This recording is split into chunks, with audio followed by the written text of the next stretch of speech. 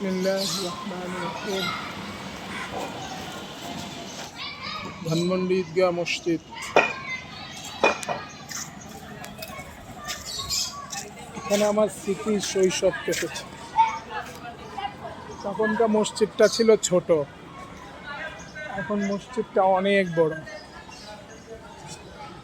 8 তলা ভবন। এই সেই ঐতিহাসিক প্রাচীর, মোগল সম্রাট আমলে এই প্রাচীর হয়। এরপর এটা ভেঙে যায়, পরে নির্মাণ করা হয়। এখানে সূর্য তরুণ ক্লাব, আরও বিভিন্ন ক্লাবের সদস্যরা এখানে খেলাধুলা করত। আমিও তখন এই শৈশবকাল এখানেই কাটাইছি। আমি এখানে বসে থাকতাম, দেওয়ালের মধ্যে বসে থাকতাম, খেলা দেখতাম। আজ বয়সের অর্ধেক পার হয়ে গেল, আবার সেই বাবার স্মৃতি বিজড়িত মসজিদে আসলাম। আমার আব্বা এই মসজিদে দীর্ঘদিন মুয়াজ্জিনের দায়িত্ব পালন করে। এটা সেই ধানমন্ডি ঈদগাহ জামে মসজিদ, যেখানে মোগল সম্রাটরা নামাজ পড়ত।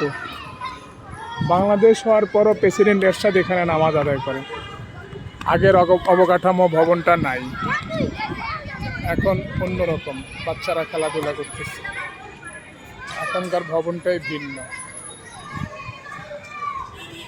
আজকে সেই ছোটবেলার কথা মনে পড়ে। এখানে আব্বার হাত ধরে বসে থাকতাম।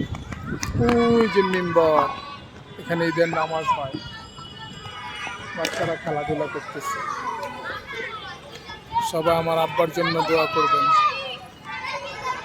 আমার আব্বা যেন জান্নাতবাসী হয়, জান্নাতেও যেন তিনি মুয়াজ্জিনের দায়িত্ব পালন করতে পারেন। আসসালামু আলাইকুম ওয়া রাহমাতুল্লাহ।